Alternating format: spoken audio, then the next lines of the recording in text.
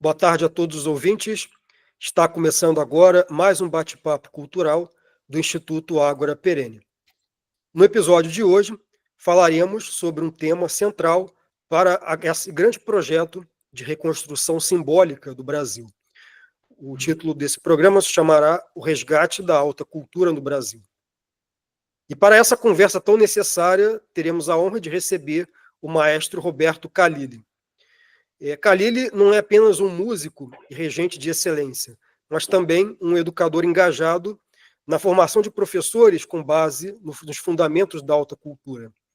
E ao longo desse episódio, vamos explorar a sua trajetória como artista, pensador, a sua definição de alta cultura no contexto brasileiro e a razão de vê-la como um pilar indispensável para o amadurecimento espiritual e civilizacional de um povo.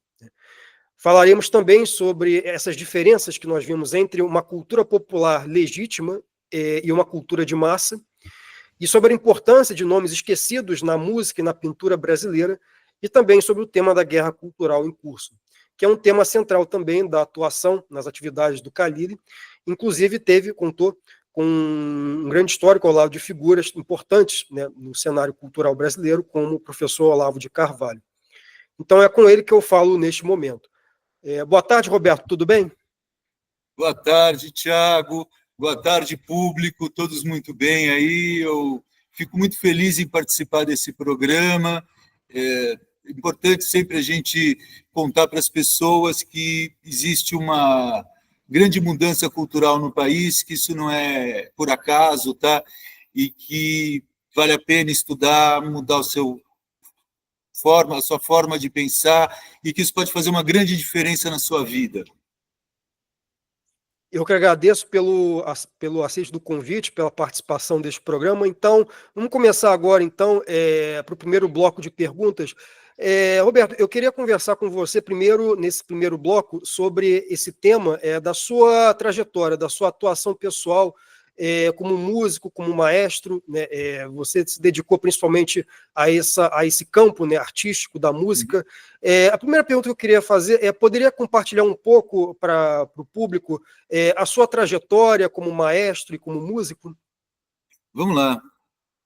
A primeira vez na minha vida que eu vi um violão, eu me apaixonei, peguei o instrumento, não queria mais largar, fiquei o dia inteiro tocando. Aí comecei, como todo mundo começa a tocar violão, com um professor, em casa, aula particular. Aí passei para guitarra, fui tocar rock, o rock pesado da minha época, quando eles tentavam vender aquela música mole e chata, como um MPB. Então eu procurava fazer rock pesado, porque era a alternativa que a gente encontrava para ser o oposto de tudo aquilo que estava acontecendo. Eu já era contracultura naquele tempo. Tinha uma banda de metal, fiz a primeira cavalgada de metal de guitarra no Brasil, coisa pesada mesmo. Acompanhei a turma do Carisma, do Stress, do Zero Hora. Fui do pessoal do rock and roll mesmo, de verdade, Patrulha do Espaço. E aí tinha um molequinho, cabeludo, que chegava no nosso ensaio e falava: esse som é legal, mas bom mesmo é o do meu avô. Eu falava: mas o que é isso aí? Como é o nome do teu avô? Ele falava: Mozart. A gente cobriu o moleque de porrada e botava ele na rua, lógico, como qualquer roqueiro faria. Mas eu ficava curioso, né? Porque eu não conhecia ninguém que tivesse um avô músico. A minha família era uma família onde, com exceção da minha avó materna, ninguém dava a menor bola para a cultura, né? E tão importante a gente furar essa bolha mesmo, né? Da incultura, o amor pela aquela coisa mal feita, primária, e ter uma pessoa, pelo menos, para servir de exemplo para a gente, para falar: olha, a cultura pode ser legal. Um dia eu fui conhecer o avô do moleque, né? Era Mozart Camargo Guarnieri, um dos maiores compositores brasileiros de todos os tempos. Eu ouvi uma orquestra de cordas de perto pela primeira vez, troquei a guitarra pelo violino, perguntei: Mozart, qual é o segredo da sua música? Ele falou: o segredo é o contraponto. Eu falei: ó, legal, me ensina o contraponto aí. Ele falou: não é assim, para te ensinar contraponto você tem que entrar na USP. Na USP eu não ia entrar nunca, porque existia aquela coisa ideológica toda. Eu não fazia ideia do quanto isso era mais importante do que o vestibular, aquela entrevista que a gente fazia. Mas, de todo jeito, eu não ia mudar o meu jeito de ser, eu não ia aceitar aquilo nunca. Então, eu não entrei na USP, mas eu fui procurar o cara que mais conhecia a música de todos, tecladista da banda, né? A gente fazia de Purple, então tinha um tecladista. E ele falou, pô, eu não sei o que é contraponto, eu vou perguntar para o cara que mais sabe música que eu conheço. Aí foi chegar no professor da escola de São Caetano, lá, e o professor falou, eu sei o que é contraponto, mas eu não ensino isso não, sou professor de harmonia. Vou chamar para o cara que conhece mais música que eu conheço. E aí ele chamou um sujeito chamado Ricardo Rizek, que era professor de contraponto. Em 1985, acontece que esse Rizek dividia o apartamento com ninguém menos do que o professor Olavo de Carvalho.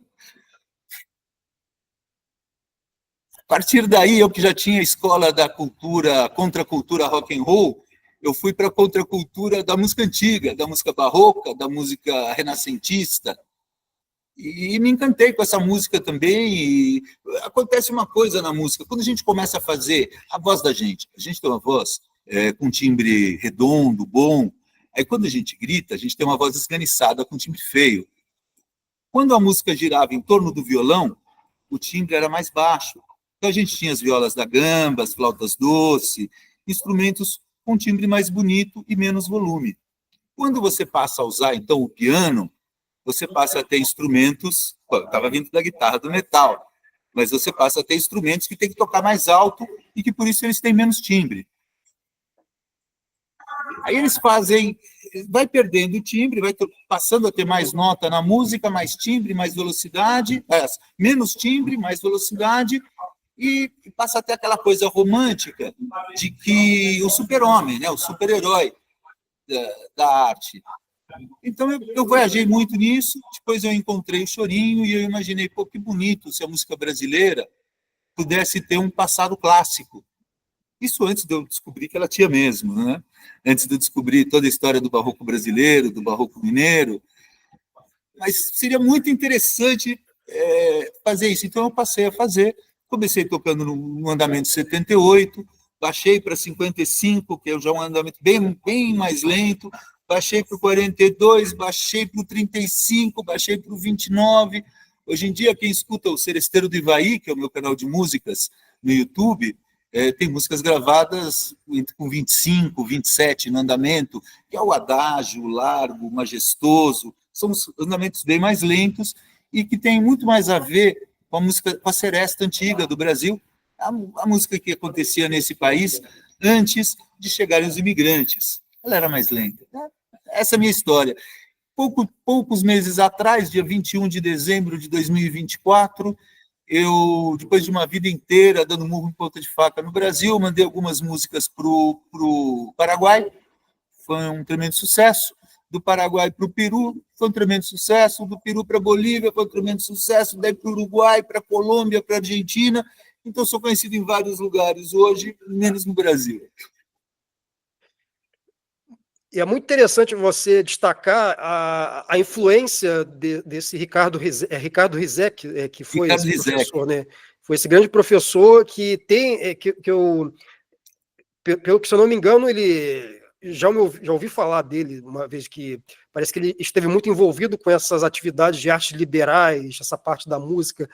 Poderia contar um pouco sobre em que sentido que ele consolidou esse caminho, né, para a alta cultura? Ele era um mestre contrapontista e professor de estética.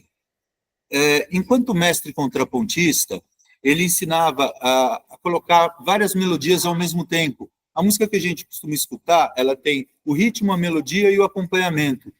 Um mestre contrapontista, então ele escreve como num coral de igreja, várias melodias acontecendo ao mesmo tempo.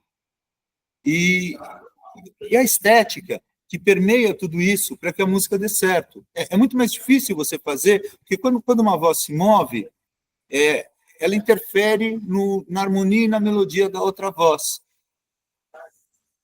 A partir disso, faz esse contraponto de ideias. E ele tinha uma aula despretensiosa, aparentemente, que era uma aula de estética. Nessa aula de estética, a gente estudava ninguém menos que o Mário Ferreira dos Santos.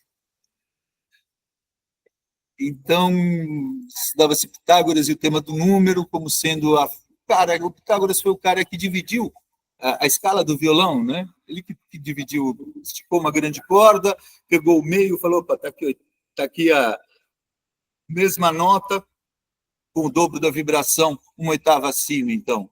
Aí dividiu a quinta, a terça, a quarta, e encontrou os acordes da música que a gente faz até hoje. Então, quando você toca um violão, aqueles trastes do violão, aqueles risquinhos do violão, eles foram criados pelo Pitágoras. Muito interessante, principalmente esses vínculos, né, com essa mentalidade também clássica, né, essa formação e como que está conectado também o timbre da voz, como é que isso também afeta, né, essa harmonia toda, né, e é impressionante como é que ele conseguiu integrar isso nesse ensino, né, criar um ensino e talvez isso seja o grande diferencial também, né, que se diria, né. Isso, se as vozes andarem em paralelo, uma anula a outra. Se elas andarem em terças, faz aquele esquema da dupla caipira, da primeira voz e da segunda voz. Agora, quando a gente entra num coral e canta, as melodias são independentes entre si. Então, elas têm um esquema, como nos quadrinhos do Peanuts, que eles chamam nos Estados Unidos, aqui, quando é 3 quadrinhos, o primeiro é uma preparação, cria um ambiente, o segundo é uma tensão, e o terceiro é resolução. E a música contrapontista funciona toda dentro desse método, porém, nas aulas de estética, estudava-se muito mais do que isso, estudava-se literatura clássica, estudava-se todos os princípios, geralmente católicos, que regem a música, né? A música, afinal de contas, ela cresceu dentro da Igreja Católica, e toda boa música, ela é, por excelência, católica em sua origem. A música só sai da igreja quando, por alguma razão misteriosa, eles excomungam o padre que rege o coro das meninas, que era o padre vermelho, o padre rosso, chamado Antônio Vivaldi. Então, o Vivaldi ele tinha acabado de escrever o Estro Harmônico, o Cimento da Harmonia, e ele vai tirar aquela técnica secreta que só existia para os padres da igreja e vai viajar pela Áustria junto com o circo. No circo, vou falar o padre Rosso, que foi excomungado, e faz toda essa onda que o pessoal fala até hoje, do Robert Johnson, não sei o quê. Isso vem do Antônio Vivaldi, porque em algum momento ele foi expulso da regência do Coral das Meninas. E aí ele vai para a Áustria, vai ser professor do Haydn, que vai ser professor do Mozart, do Beethoven, e através das mãos dele, do Handel, quer dizer, a coisa toda vai vir de lá.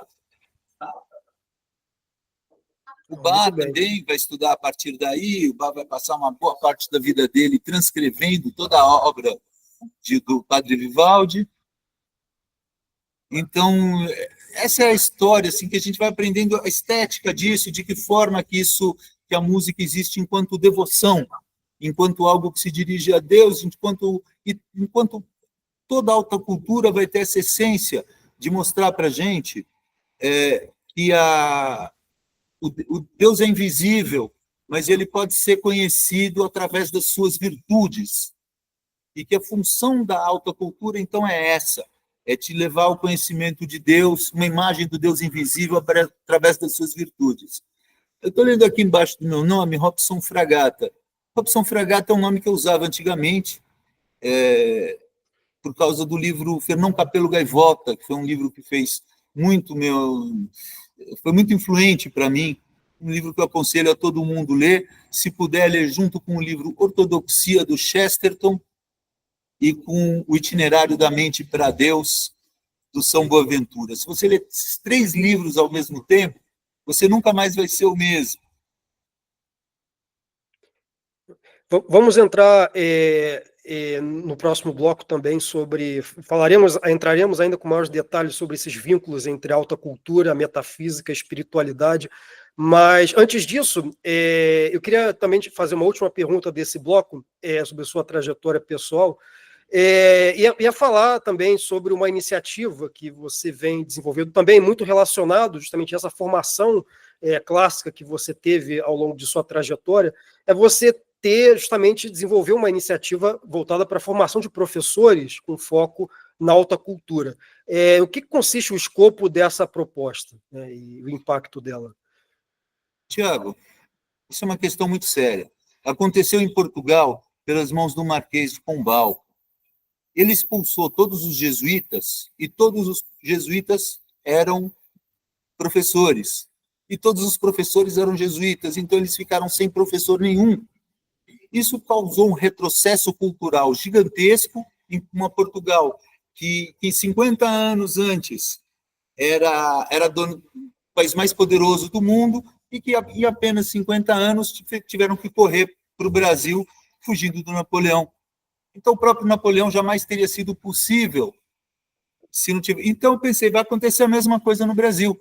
Esses professores estão todos enlouquecidos, mergulhados numa ideologia woke, muitos deles com problemas sexuais, com uma influência muito ruim na sexualidade dos alunos.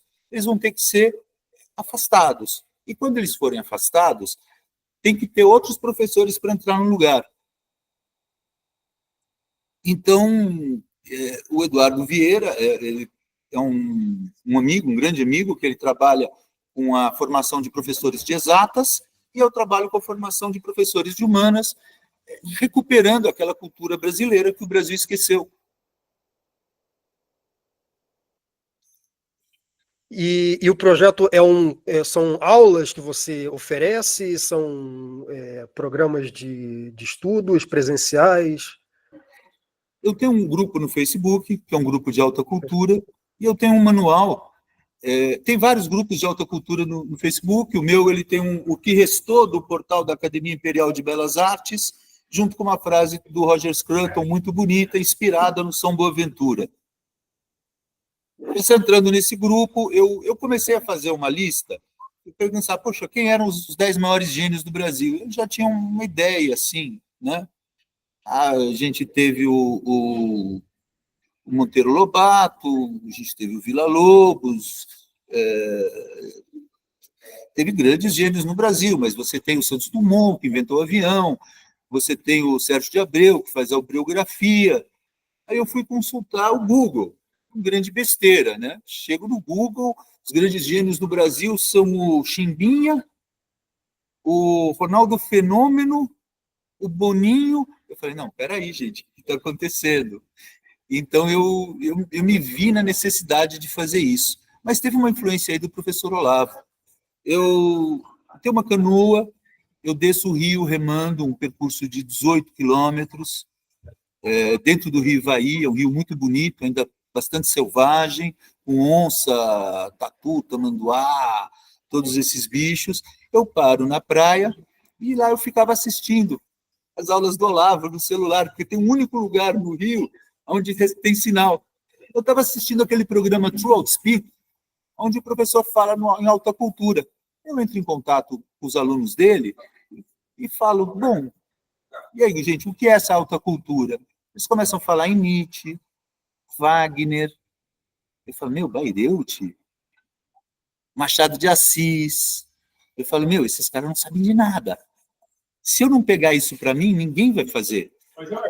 Eu não queria, sabe, pegar esse trabalho para mim, mas chegou num ponto que ninguém saberia fazer. É como eu trabalhei como marchand Oscar Freire, na Academia Lígia Jafé, na Galeria Lígia Jafé. Frequentei leilão de arte desde muito pequeno. Sendo maestro, tinha conhecimento total de música. E a parte da pintura também, eu fui estudante de pintura, fui poeta, sou escritor pela Editora Armada, então eu falei, mas só eu que vou conseguir fazer esse trabalho, ninguém mais vai conseguir. E eu peguei o trabalho por causa disso. Era 1º de fevereiro de 2020, e comecei a intensificar minhas pesquisas, conhecer, então, revelar para as pessoas os maiores autores esquecidos do Brasil. A gente escuta, não, o grande escritor do Brasil é o Machado de Assis. A gente sabe que a pessoa fala isso sem conhecer nenhum outro e sem conhecer o próprio Machado de Assis também.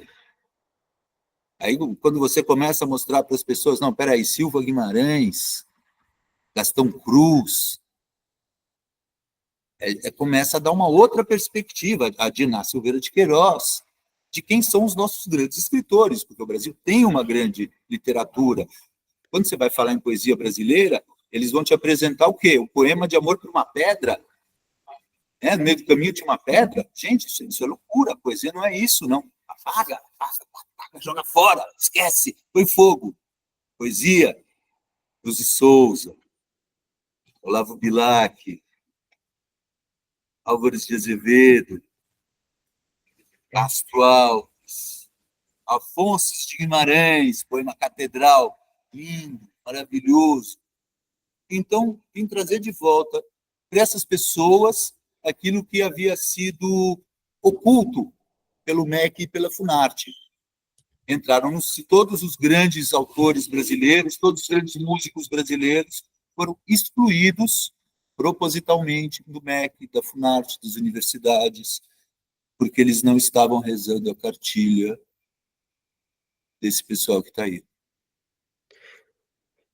Isso talvez seria como você muito bem apontou, né? Essa lista de autores da alta cultura, muitos deles, até mesmo de origem humilde também, até o Cruz de Souza também, que é até de origem negra também, isso até comprova, basicamente, que isso desconstrói totalmente esse mito criado de que a alta cultura é uma reprodução, né, dos valores da elite, né, de um país. Eu acho que isso precisa ser muito ressaltado, isso tem que ser muito esclarecido, isso tem que ser até desconstruído, né? Essa ideia de que alta cultura é algo que não deve ser disseminado ao povão, né? Porque são valores alheios a eles, né? Isso aí é algo que está muito disseminado, né? Principalmente pelo que essa mentalidade universitária dominante, né? Que é ensinar, né? Que brasileiro tem que ouvir coisa, tem que ouvir funk, tem que ouvir coisa da favela, e que são coisas mais conectadas com esses valores da pobreza, e que alta cultura é algo de rico, de elite, e não deve ser algo totalmente desconectado. Então, aí que eu já jogo nesse sentido. Como é que você definiria, então, essa ideia, então, esse conceito, né, de alta cultura, especialmente no contexto brasileiro, em que ele é tão atacado hoje pela mídia, pelo meio acadêmico? Antes, tem uma coisa muito importante nisso que você acabou de dizer. Uma mentira contada para as pessoas, para induzir elas a jogarem fora a própria cultura, num processo chamado privação cultural, que é um processo no qual as pessoas, quando começam a estudar, elas não encontram os meios de alta cultura dentro da própria cultura delas. Isso faz com que você participe como satélite de outras culturas nas quais você jamais vai ser protagonista. Por isso é tão importante você crescer dentro da sua própria cultura, onde você pode não só absorver a cultura, inclusive nos círculos conservadores, onde existe como que eu vou dizer, uma tietagem em cima de autores estrangeiros, e que, sem o conhecimento dos nossos autores, a gente tende também a perder um pouco dessa conexão de que nós temos de ser protagonistas da nossa cultura e do nosso tempo. Temos que ser porta-voz. Mas tem uma outra mentira, muito próxima dessa que você falou, quanto ao funk. Eles vendem a ideia de que os ideais progressistas eles são modernos, emocionantes, e de que os ideais conservadores são velhos, chatos e sem graça. Então, esse progressista emocionante vai arrumar um emprego público e vai passar o resto da vida dele atrás de uma mesa esperando a aposentadoria, se sentindo um grande revolucionário. E o conservador caretão, enquanto isso, está montado num cavalo com uma Magnum 357 debaixo do braço, correndo atrás de onça. Então, existe uma mentira nisso, existe algo feito para ganhar os jovens de uma forma absolutamente covarde e irreal. Continuando, essa questão da alta cultura. A alta cultura ela é aquilo que vai te mostrar a imagem do Deus invisível a partir das suas virtudes. Então, é algo que você vai ver, aquilo tem uma virtude, e você sabe que aquela virtude não pertence ao autor, aquilo é de Deus. Isso é importante quando se faz alta cultura. Por isso, o cara, mas a pessoa tem que ser irreverente. Irreverente é uma palavra besta que a gravadora inventou para falar do Mick Jagger. Eu já toquei muito Mick Jagger na noite, tá? Gostava muito dos Rolling Stones, gosto ainda. Mas quando a gente fala em cultura, a gente está buscando outra coisa. Existe uma relação com a neurociência. A capacidade que a cultura tem de te deixar mais inteligente. E eu consegui, eu estava estudando neurociência, eu descobri que toda ela estava sendo usada pelo avesso para deixar as pessoas mais burras. Gente, isso parece brincadeira, mas é verdade, tá? Os caras que descobriram a neurociência podiam ter transformado esse mundo num paraíso. Só que, ao invés disso, eles preferiram ficar milionário, deixando todo mundo burro e vendendo sabão em pó para as pessoas. E conseguiram, deu certo, tá? Eles estão ricos vendendo sabão em pó, vendendo lâmpada que queima. Vocês sabiam que uma lâmpada pode durar 100 anos e que a sua lâmpada queima? Porque ela foi feita para queimar e você ir lá comprar outra? Então, acho que essa é a relação também da alta cultura com a cultura de massa. A cultura de massa ela é descartável, ela não deixa nada. E a alta cultura ela é eterna, ela visa a eternidade, porque as virtudes que ela transmite não pertencem a ela, pertencem a Deus. E Deus é eterno. Isso talvez seja um grande elemento, talvez, distintivo, essa questão também de que a alta cultura tem esse elemento de verticalidade também, né, dela conectar as pessoas com o eterno, né, com esses valores, né, com a beleza, esses valores transcendentais.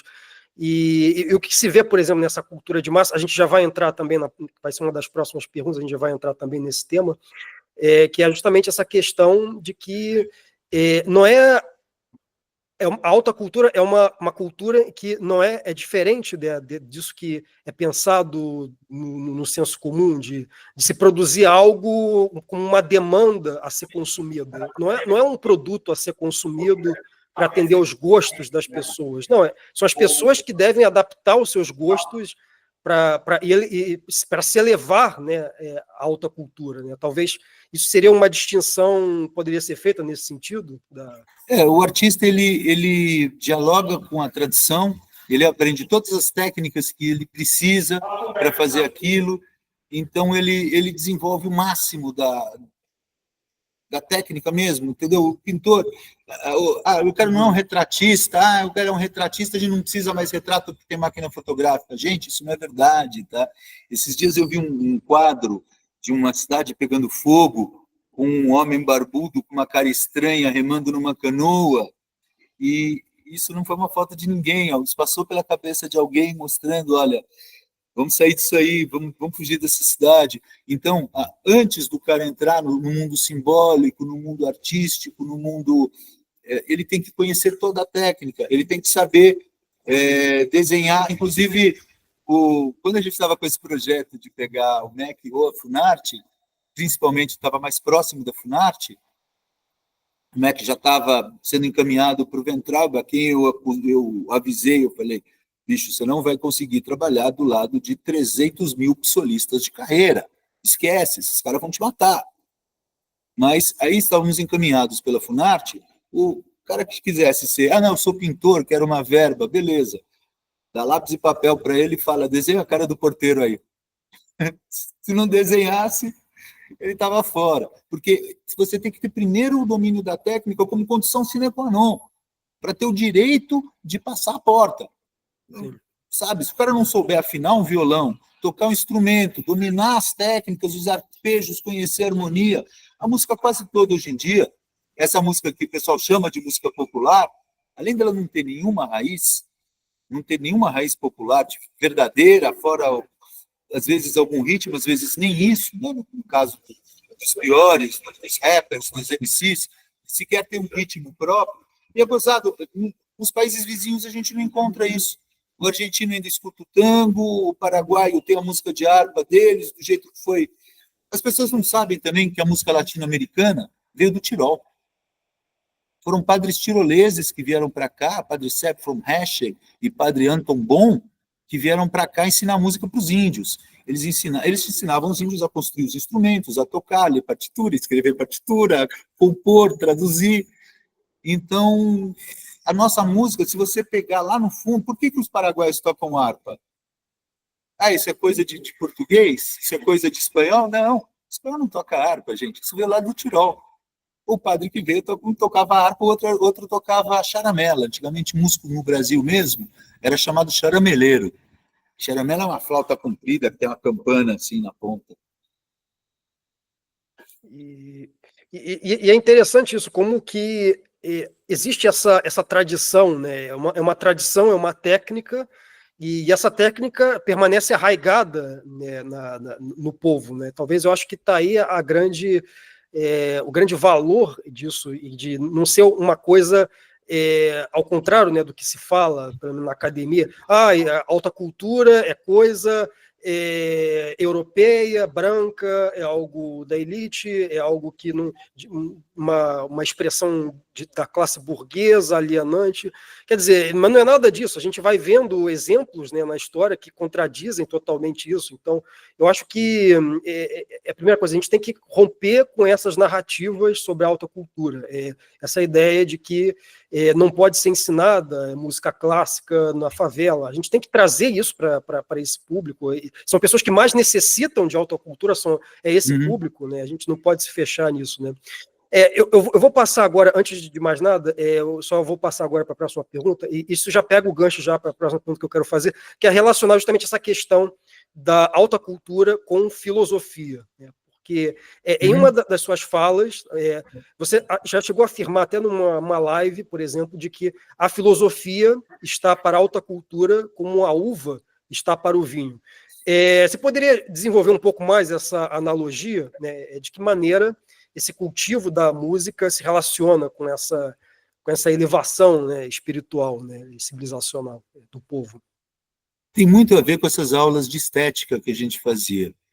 Quando um músico ele tem um complexo cognitivo e um universo imaginário bem alinhados, quer dizer, quando ele enxerga o mundo de uma forma evoluída, culta, inteligente, e tem o domínio da técnica e o diálogo com os ancestrais, quer dizer, aquela capacidade de poder pensar o que os antigos pensariam daquilo que ele está fazendo, né? Eu componho uma música, o que um músico de 100, de 200, de 300 anos atrás sentiria ao escutar essa música que eu estou compondo. E eu acho que esse é um elo muito importante que as pessoas não podem perder. Mas a gente tem uma mudança no mundo que vai sendo construída no Brasil. O Brasil ele é primeiro mundo nessa história. Ele é o cara que redescobriu o caminho clássico. A gente está entrando para o nosso grande período clássico. Pensar que a gente tem, só em um grupo, 600 mil brasileiros estudando filosofia clássica, é uma revolução mundial. Uma coisa que, sabe, o trabalho do professor Olavo nesse ponto, ele é uma coisa incrível. Tem 600 mil alunos só no grupo dele, mas assim, dos primeiros grupos, cada um tem 5, 6, 8 mil alunos que estão aprendendo a conhecer a filosofia.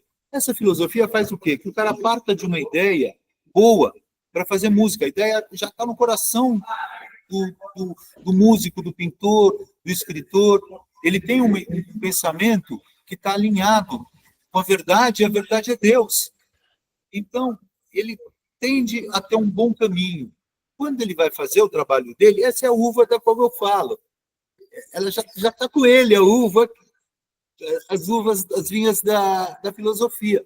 Quando ele, então, vai espremer isso para fazer a arte dele, fermentar, passar anos fermentando, para tirar aquele vinho que, às vezes, é uma composição do Silvio Caldas cantando Chão de Estrelas, Vicente Celestino cantando Ébrio, os grandes músicos de antigamente, Garoto, né, o Aníbal Augusto Sardinha, Alfredo da Rocha Viana Filho, mais conhecido por Pixinguinha, o Valdir Azevedo. Então, esses caras eles já têm uma bagagem filosófica diferente da nossa. Mas a gente pode criar uma geração de artistas uma bagagem filosófica ainda melhor que a deles. Semelhante talvez até melhor do que a dos grandes poetas brasileiros, do Olavo Bilac, e do que, afinal de contas, eles eram românticos. Então, se a gente tiver uma onda neoclássica, ela tende a ser superior em termos de cultura, ela tende a fazer uma música de mais qualidade. Você até me perguntou dos músicos brasileiros, e eu gostaria de dizer para as pessoas que um dos grandes músicos brasileiros de todos os tempos ainda é vivo. Aproveitem para escutar, chama-se Nailor Proveta. Ninguém conhece, ele toca clarinete, ele é um músico de choro, da velha guarda, seresteiro, do nível de um Cachimbinho, do nível de um Abel Ferreira, do nível dos grandes que estiveram lá atrás. Vale a pena ouvir esse cara, que é uma coisa diferenciada do que está acontecendo aí. Uma técnica fantástica, mas assim uma sensibilidade muito grande para a música. E a última chance, talvez, de se escutar um dos grandes mestres da velha guarda tocando ao vivo. Muito bem. Vou passar agora para o próximo bloco de perguntas. Vamos voltar justamente àquele tema que estávamos acabando de falar, que é essa questão da cultura de massa, né? Essa questão das diferenças entre uma cultura, né, genuína, enraizada, né, nessa formação filosófica, nessa conexão com o Deus, né, visível, essa verticalidade toda, então, que é justamente essa cultura tradicional, né? Então, a pergunta que eu queria fazer aqui é que existe, claro, essa diferença, né, entre essa cultura popular autêntica, que você enumerou esses autores, o Pixinguinha, o choro, a moda de viola, o samba de raiz, isso tudo é parte, né, dessa grande expressão da cultura tradicional brasileira, que se contrapõe a essa cultura de massa vulgarizada. Então, de que maneira a música ela pode ser utilizada, né, como um verdadeiro instrumento de formação estética e reintegração do povo a essa conexão, essa harmonia com a beleza, com esses valores transcendentais, né? É verdade, essa história, a gente... Peraí, segura um pouco aqui. Fala lá no fundão, que você está muito perto, e eu estou ouvindo você com um ouvido, ele com o outro, e estou me confundindo tudo. Repete a última coisa que você falou, por favor. Não, como é que a música ela pode ser esse instrumento de formação estética do povo brasileiro ao belo, nesse sentido? Bom, vamos lá. A música, ela ativa o seu sistema límbico. O sistema límbico, ele é um sistema glandular que ele é responsável pelas suas respostas em situações sociais. Então, quando você escuta um jazzista, ele fala... Quando você escuta um cara do reggae, ele... tá legal. Você ouve o baiano, né? E aí, pode ser ou não, né? Você escuta um músico de metal, ele... Vamos lá. Aquela coisa que a gente não sabe, mas que é medieval, né? A música metal, ela é medieval. Tem quartos. Vai amarrar um dedo no outro e tocar a guitarra que sai legal. Então, isso invade o teu sistema límbico e faz as suas reações sociais. Tá? A maneira como você vai falar, como você vai escutar, como você vai pensar, como você vai se vestir, como você vai se portar. Isso é uma interferência direta no seu comportamento. E é glandular, você não tem como escapar disso, tá? Você tem como realmente virar um músico de jazz e ter um pique que não seja aquele, você não vai conseguir tocar. Então, o músico de jazz, ele é o tal do groove, né? Ele, na cabeça do tempo, ele não toca nada. Ele, na batida não tem ninguém. E tá aí uma coisa interessante, né? A música de massa justamente seria talvez marcado por essa padronização, né? Essa monotonia. Seria isso a diferença? A música de massa, ela está sempre olhando em volta. Ela nunca olha para cima, nunca olha para fora, nunca olha para dentro. Ela está só olhando em volta. O que o outro está achando de você, o que você está achando do outro. Ela é sempre uma coisa muito direta, muito pequena, mesquinha, egóica, cuja duração, o prazo de duração dela é muito pequeno, tá? É igual é gozado, né? Ninguém entra numa festa gourmet para defender cachorro-quente. Mas em música todo mundo quer falar, não, Chico Buarque é um gênio. Que gênio, bicho. Gênio é Beethoven. Chico Buarque é som, né? Então, é aquela coisa pequena, mesquinha, ele está sempre preocupado com questões menores da vida, com questões transitórias. Pô, cara, se você tiver um grande amor... Você imagina, coitada dessa garotada de hoje, que vai se lembrar do primeiro amor. Eu vi isso na praia. Casalzinho, jovem, vivendo claramente o primeiro amor, e a música que eles vão se lembrar disso quando forem velho é aquela da Xuxa, 1, 2, 3, 4, 5, 6, 7, 8, 9. Tem casais, você imagina o que é você voltar para o seu primeiro amor e se lembrar daquele momento mágico na sua vida, com uma trilha sonora, sei lá, como é que é? As cachorras, uau, uau, uau, uau, uau. Estragou o momento, cara, ele vai falar, puxa, eu era um idiota. E isso invade a percepção das pessoas e impede elas de crescerem nos seus sentimentos, no seu ser, na sua vida. Elas ficam limitadas a uma coisa muito pequena mesmo, muito horizontal. Acho que o principal é isso, a música é só aquele tete-a-tete, sabe? Só a galerinha aqui fazendo uma panelinha para defender alguma coisa mais ou menos idiota. Geralmente mais idiota. E a música, a grande música, ela vai se dirigir. Outra coisa que a gente tem, inclusive no conservadorismo, tá? Todo mundo falando. O maior compositor brasileiro de todos os tempos foi Villa-Lobos. Bonito, Villa-Lobos foi um grande compositor. Mas as pessoas não conhecem Villa-Lobos e nunca ouviram Alberto Nepomuceno. Nunca ouviram Henrique Oswald. Nunca ouviram Radamés Inátali. O próprio Mozart Camargo Guarnieri foi meu amigo. O maestro Cláudio Santoro foi um grande maestro, também foi meu professor. O Oswaldo Lacerda, o Poemeto, se vocês puderem estar escutando aí, vai escutar o Poemeto. Então, o que eu faço nesse grupo de alta cultura é mostrar para as pessoas, olha, o livro mais bacana que você vai encontrar, escrito no Brasil, que é difícil encontrar, chama-se Os Borrachos. São histórias de bêbado, contada pelo filho do Bernardo Guimarães, o Silva Guimarães, cuja a irmã era o amor da vida do Alfonso de Guimarães, o primo dele, para quem ele escreveu aquele poema maravilhoso, Catedral, um dos poemas mais bonitos de toda a língua portuguesa, acho que nem Camões chegou perto. É aquele... E os sinos tocam em processo, em ruídos esconsos, pobre Alfonso. É a catedral onde foi enterrada a amante dele, o amor da vida dele, aos 13 anos, vítima de uma doença. Então ele sabe que ele nunca mais vai ter outro amor na vida.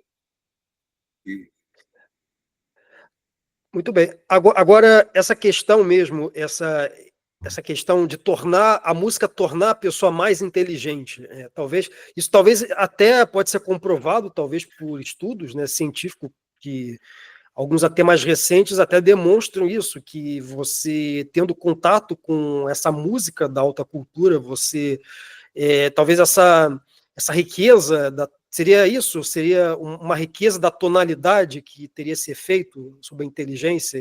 Porque o que eu vejo muito nessas músicas de funk, industrial, é isso aí que você falou, assim, claro. Mas o que eu noto, assim, minha percepção é que são músicas que são ritmos muito repetitivos, né? E isso cria uma espécie de vício, pelo menos no inconsciente da pessoa, né? Como se não sei, é como se fosse uma cocaína, uma droga, a pessoa tendo contato com aquilo vicia, sabe? E você passa só a escutar aquilo, né? É um cacuete. Seria isso. É um cacuete mental aquilo que está acontecendo, então a pessoa repete sempre o mesmo caminho, e é um caminho muito curto, que não leva a lugar nenhum. Agora, vamos falar então na neurociência, rápido. A gente, no hemisfério esquerdo do cérebro, possui 6 estruturas cognitivas. A primeira, vontade, bem aqui. Ela é reforçada por você saber quem você é, onde você está, o que você está fazendo, o que é real e o que não é. Eles estragaram isso, dizendo que você está num grão de areia, que está no meio do nada, rodando a 1 milhão de quilômetros por hora. A segunda, discernimento, tá? aqui no hipocampo. Você pega uma coisa, aquilo é bom, é ruim, cheira bem, cheira mal, é legal, não é. É um cachorro quente ou é uma lagosta daquela de gourmet, uma lagosta termidor com vinho branco. Então, a distinção é importante. Como que eles destruíram isso? Relativismo. O MC Guimê é tão bom para o cara da favela quanto o Beethoven era bom para os alemães. A terceira, estrutura de linguagem. Ali você tem 7 estruturas de linguagem que ficam bem aqui, ó. São responsáveis pelos sons, pela interpretação, pelo ruído, pela palavra, pelo verbo, pelo léxico, pela gramática e pela compreensão de um discurso. Como que você estraga isso? Começa a fazer reforma ortográfica, vai simplificando a língua, vai tirando os radicais, matou o terceiro. O quarto é muito importante. O quarto é responsável pela sensação de bem-estar. Você tem uma bola, que é o seu bulbo olfativo. Aqui você sente o cheiro. Ele tem esse formato de uma mão e ele segura essa bola. Isso daqui é o núcleo accumbens. Ele é responsável pela sensação de bem-estar. Quando você tem gratidão e fé, ele te passa uma sensação de bem-estar. Como que eles destruíram isso? Com vitimismo. Ai, coitadinho de mim. Pronto, estragou o funcionamento do núcleo accumbens. O quinto, então, é a música. O sistema límbico, a maneira como você vai se portar em situações sociais e a maneira como você vai usar toda a sua cultura. E o sexto é o centro de planejamento e desenvolvimento, onde você, então, vai usar o teu lóbulo frontal para planejar e desenvolver as coisas. Isso tudo é um castelo, uma estrutura dentro da outra. Isso não funciona se você não tiver todas as peças organizadas. A música, ela vai fazer esse estágio, tá? Você pular desse ponto, do quarto estágio da fé e da gratidão, onde você vai ser, se você puder ter as duas coisas, você vai se sentir bem. E aí entra a música, entra uma boa música, e você vai crescer espiritualmente, compreendendo as harmonias ao seu redor. Aí você vai parar de colocar quadridiota em casa, feito com silkscreen. Você vai parar de usar camisa imbecil com coisa escrita, com marca de propaganda. Então as coisas vão mudando aos poucos. Você vai parar de usar lugar comum como se fosse uma coisa inteligente. Minha avó falava, corro de burro quando foge. Ela corria mesmo. Burro quando foge é bravo. Não, muito interessante, muito interessante. E para explicações mais detalhadas, isso aí é o conteúdo, né, praticamente, é uma aula. Isso tudo você passa nesses grupos, né, de alta cultura, né? Isso é parte, você instrui isso também com maiores detalhes, né, Isso, eu tenho um nesses livro grupos. chamado Alta Cultura Tem um Brasileira, livro. pela Editora Armada. Nesse livro, ele serve para professores e para alunos, mas o importante desse grupo de alta cultura no Facebook é apresentar para as pessoas 300 nomes que representam a nossa alta cultura, porque com 2 ou 3 você não vai ter alta cultura. E então, mesmo os conservadores ainda estão engatinhando nesse ponto. Então, estou fazendo um grupo de professores para mudar, tirar o pior professor da escola, hoje em dia, que é o professor de artes, e colocar o melhor professor no lugar dele, o professor com mais conhecimento, com mais tradição, com mais vocabulário, com mais conhecimento, para então fazer uma geração de pessoas mais inteligentes e melhores. Quanto à neurociência, eu posso garantir, eu fui minha primeira cobaia. Eu passei a desenvolver esse processo e de repente, eu era capaz de fazer coisas que eu antigamente não era capaz de fazer. Foi mudando minhas capacidades. Eu outro dia, me aconteceu de estar lendo um texto científico e quando cheguei no fim, eu falei, meu Deus, esse texto está em francês, eu não leio francês. Mas eu tinha entendido tudo. Isso me surpreendeu, eu fiquei besta. E eu tenho feito regularmente testes para perceber, acompanhar a minha própria evolução.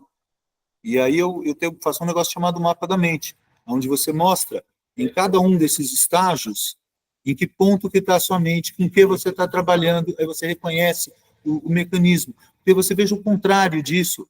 Você veja o cara que está todo mergulhado nessa cultura woke e que começa, já não sabe mais se é homem ou mulher, não sabe mais onde ele está, não sabe mais o que ele está falando, não fala mais coisa com coisa, vai perdendo a identidade, ele não é mais um brasileiro, porque você tem um cara igualzinho a ele, fazendo hip hop, debaixo do portão dos Brandemburgos, na Alemanha. Eu tenho um amigo que foi para lá, o Vibar, e ele chegou, estava tendo um festival de hip hop, com os caras dançando de ponta cabeça. Ele ficou chocado. Vou passar agora aqui para a próxima pergunta, para encerrar a última pergunta desse bloco sobre cultura de massa, cultura tradicional. Talvez um dos grandes movimentos, né, que se auto-intitulariam cultura popular brasileira é o autodenominado MPB. Né? Em que medida esse movimento da MPB, de Chico Buarque, Gilberto Gil, impactou esse senso estético no Brasil hoje? Bom, vamos pegar a coisa como um todo.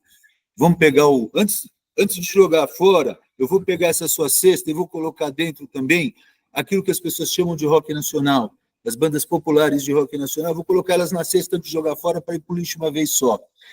Todas as bandas de rock nacional que as pessoas falam que são as boas, tocam polka. Senta, levanta, senta, levanta. O nome desse ritmo é polka. Isso não é rock, tá?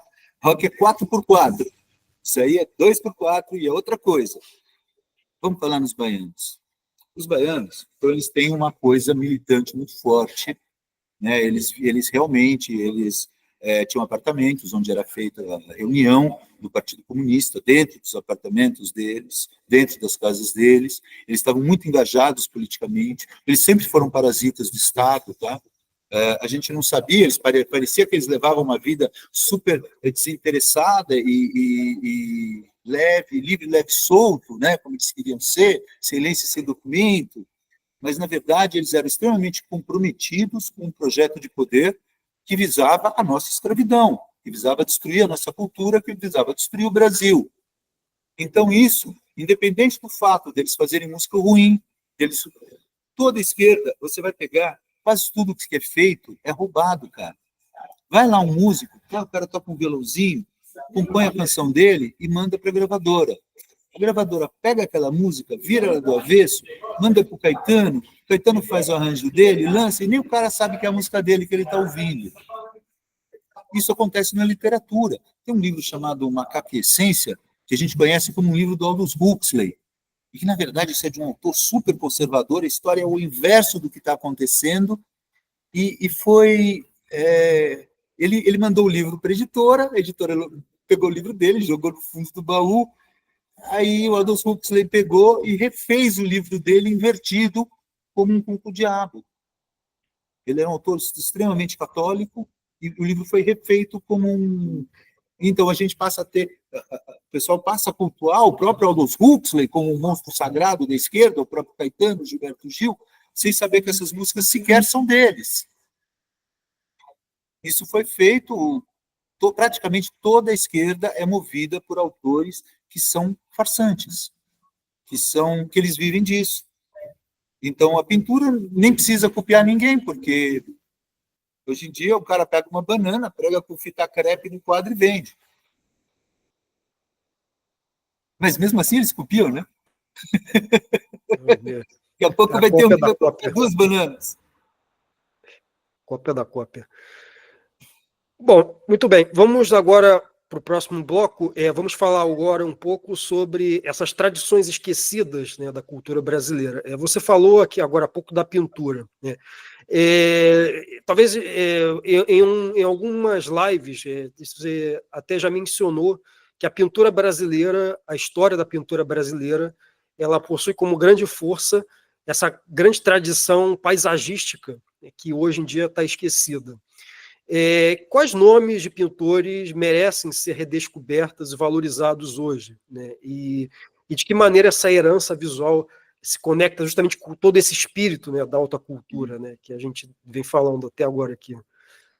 Isso é muito importante. Quando os europeus chegaram no Brasil, os pintores europeus, eles se maravilharam com as cores daqui, com a riqueza da natureza, com as formas, com as curvas do lugar, com os animais, com os pássaros, e eles passaram a fazer obras magníficas assim, de pinturas que não seriam possíveis em nenhuma outra parte do mundo. Pintura, lógico que existem sempre os preferidos da gente, mas existem os grandes talentos aqui no Brasil, E vieram os grandes mestres, que então formaram mestres brasileiros, né? Um deles foi o José Jerônimo Teles Júnior, um paisagista maravilhoso, que vale a pena ser conhecido. Eu sou fã do Gentil Garcês. Gentil Garcês, ele vivia na praia de Bertioga, pintando os carros de boi, né? A junta de boi puxando as canoas da praia, puxando as canoas de dentro do mar. Um grande pintor também, o Campos Aires, ele tem um jogo de cores muito suave e uma paleta que surge do branco com cores suaves, então ele pinta manhãs de neblina, com lagos, com flores, é muito bonito de se ver. Clodomiro Amazonas era muito amigo do Monteiro Lobato, e o Monteiro Lobato chamava ele de poeta dos ipês. Hoje em dia a gente só conhece a rua em São Paulo, a rua Clodomiro Amazonas, assim como a Praça Benedito Calixto, mas são dois grandes pintores, o Benedito Calixto lá de Santos e o Clodomiro Amazonas, ele mais para o interior, mais para Piracicaba, mais para aquele lado, e ele gostava de pintar os lagos, então com os ipês em flor, fazia uns quadros muito bonitos.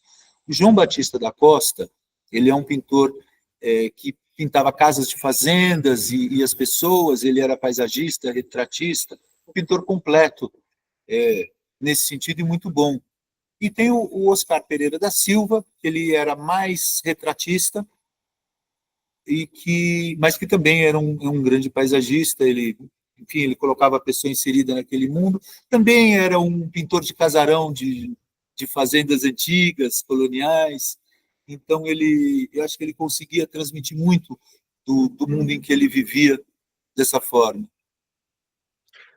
E esse Oscar Pereira talvez seja de todos o menos esquecido, né? Esse aí realmente, até a figura em museus de todos, talvez, mas seria isso, né? Talvez, eu acho que tem outros, né, em museus que se destacam, mas Claro. O Clodomiro Amazonas, como ele já viveu na época do movimento modernista, e o modernista tinha essa intenção de destruir nossa arte, então ele teve que enfrentar isso de uma forma que a gente está enfrentando pelo reverso, né? A gente hoje em dia está saindo do fundo do poço, você tem pintores e desenhistas que são do realismo e do ultra-realismo, que são muito bonitos, pintam aqueles rostos suados, aquelas mulheres debaixo do chuveiro, com todas as gotas d'água, você vê todos os poros, os pelinhos no rosto, cada cílio. Uma aula que eu dou para as pessoas, geralmente, é da pessoa aprender a pintar um olho hiperrealista. Você pintar um olho como se fosse um retrato. É um processo, você leva de meia hora a uma hora pintando um olho. Uma vez que você fizer isso, você nunca mais vai pegar um quadro modernista em que o cara pegou o pincel, fez pim, e pronto, estava lá o olho do bicho. Um olho expressivo, como de um retrato, um olho pelo qual você pode se apaixonar. Então, qualquer pessoa consegue aprender a pintar um olho, um nariz, uma orelha. A arte vai chegar depois disso, isso é só técnica. Assim como no violão, qualquer um consegue fazer um dó maior, um sol maior, um fá maior, mas até isso amadurecer e virar música leva um bom tempo, um bom trabalho. Muito bem. E passar agora para a próxima pergunta aqui. Como já falado, você frequentemente cita, né, muitas dessas referências, né, da alta cultura na música. Carlos Gomes, Ari Barroso, Baden Powell, que são esses pilares, né, dessa cultura musical, né? Essa linhagem se extinguiu, ou você até chegou a mencionar que existem alguns autores, artistas vivos, né, que perpetuam essa tradição. É isso? Tem mais alguns, sim. O Renato Borghetti é um cara que merece ser escutado, é um gaiteiro de primeira, faz um trabalho muito bacana. O Almir Sater é um grande violeiro, como talvez não tenha existido nenhum outro nesse país. Ele vai estar até em Curitiba, acho que dia 15 agora. Quem sabe eu viajo até lá só para para conhecer ele finalmente, que a gente a vida inteira se desencontra, a gente tem um amigo em comum, que ele fala, não, vamos lá conhecer o Almir Sater, e aí chega na hora, acontece alguma coisa, a gente acaba não indo, mas eu tenho muito apreço pela música dele, ele é muito bom. Esse que eu falei, o Nelor Proveta, também muito bom, e outro grande músico vivo, que é uma lenda viva da música brasileira, é o Toquinho. O Toquinho, ele é um dos grandes mestres de violão de todos os tempos, enquanto ele estiver por aí, gente, prestigiem o Toquinho que ele merece. Os outros, eles existem, são vivos, estão por aí, mas a mídia não deixa, sofrem boicote direto. Além do boicote, eles encontram essa barreira da imunidade cognitiva que não permite que eles estejam, que as pessoas tenham sensibilidade para escutar a música deles. Então, temos grandes músicos, maestros. Esse mesmo amigo meu que estava aí em Santiago de Compostela, Danilo Brandani Diesel, ele era o maior talento brasileiro no oboé, e aí foi seguir uma carreira de direito, de advogado, para ganhar o dele, para pagar as contas, porque era muito difícil viver de oboé nesse país. Então, existem esses talentos perdidos pelo Brasil. Talvez é até aquela coisa, isso até conecta, talvez, com essa questão, né, da inteligência brasileira. São hábitos que não são moldados, não são formados. Por que ninguém aprecia alta cultura, música clássica, música erudita no Brasil? Por que ninguém escuta? Talvez o próprio hábito de escutar já cria essa sensibilidade per se, né, pela música clássica, né? Eu acho que é uma questão disso no espaço público, né, ser mais divulgado, né? Quanto mais se ouve, mais se aprecia. Seria isso? Eu sofri muito isso quando eu tocava violino na USESP. Muitas vezes tinha mais músicos em cima do palco do que na plateia. Isso é uma coisa, primeiro, que mostra que a orquestra está no lugar errado.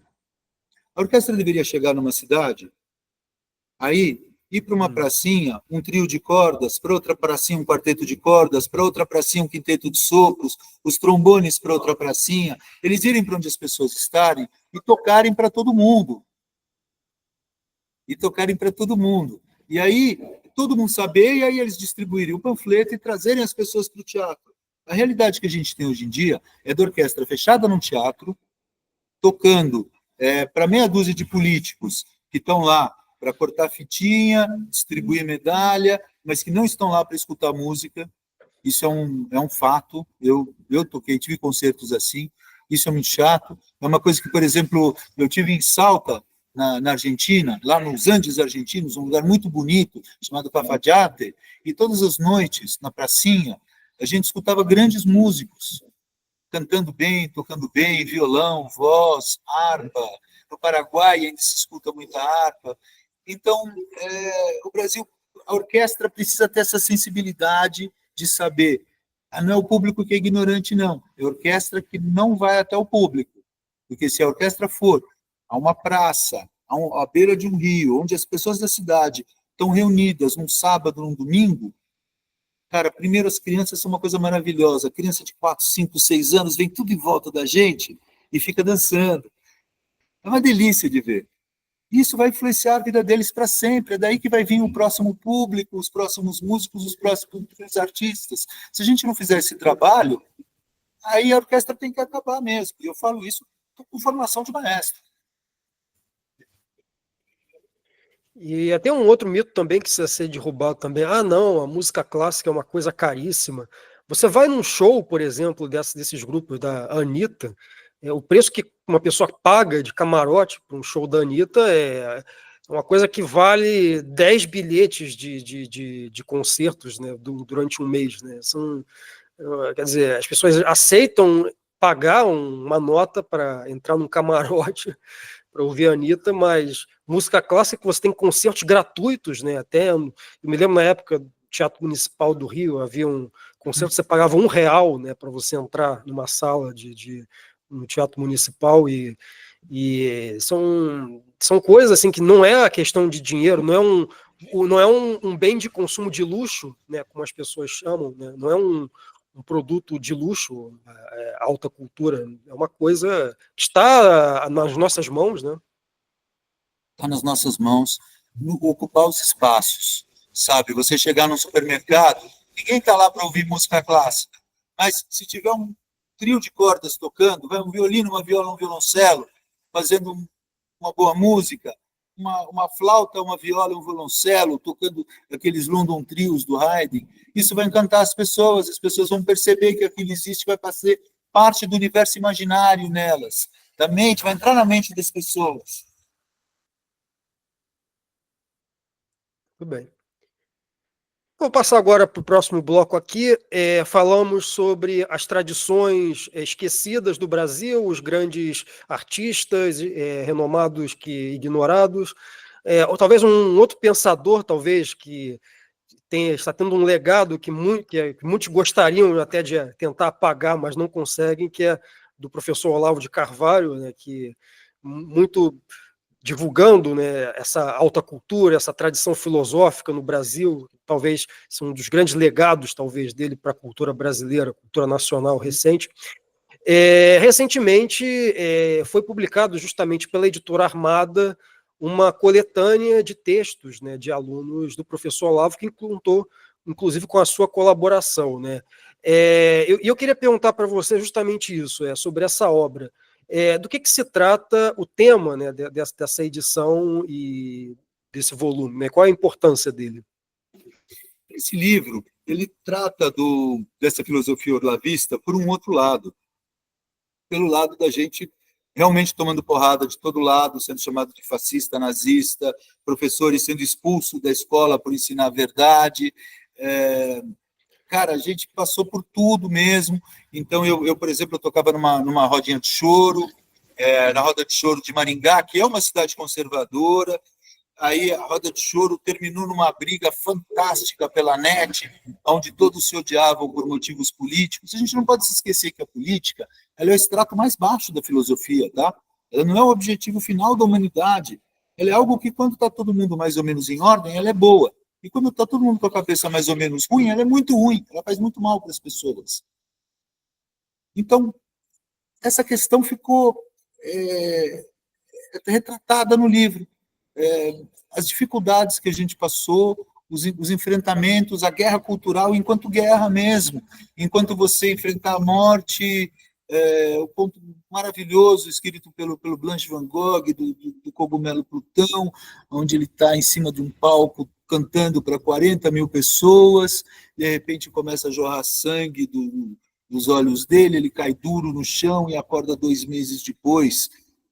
Uma boa história. Num hospital, paralisado.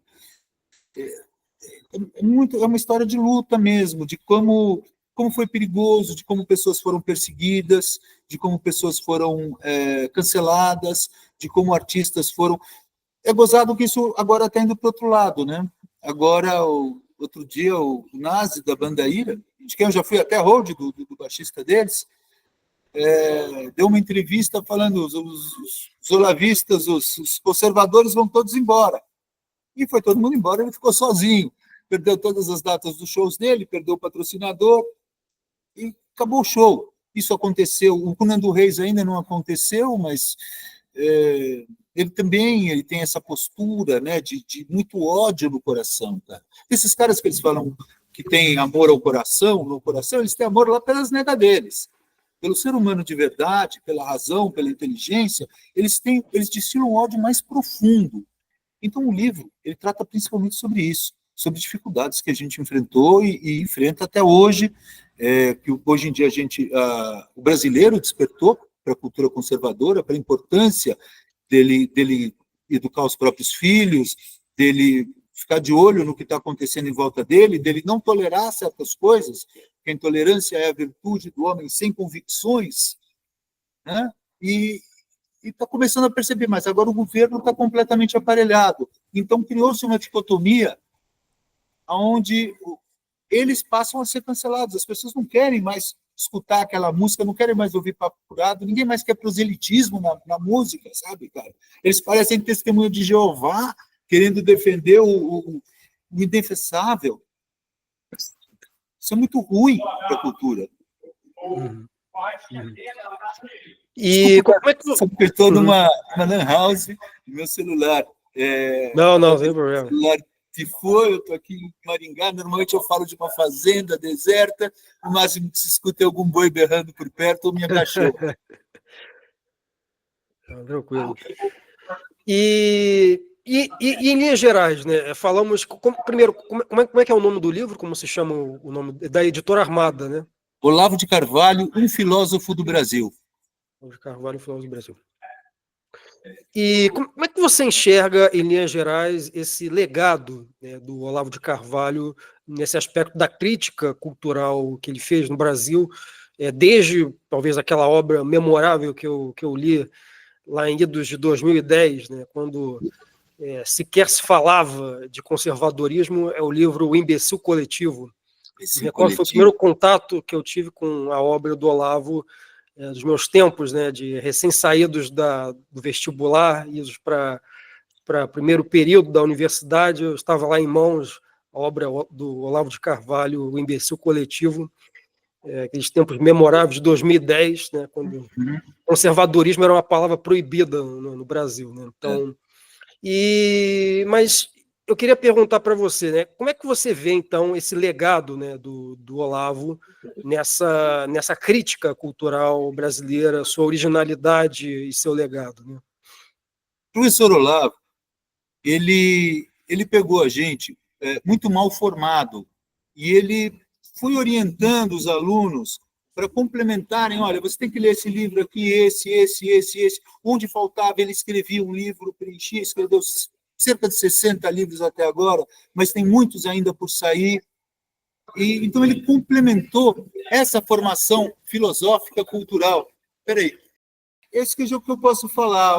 A maior importância do professor Olavo de Carvalho, além de todos os livros que ele escreveu, foi ele orientar as pessoas, despertar a gente para uma realidade que a gente não estava vendo.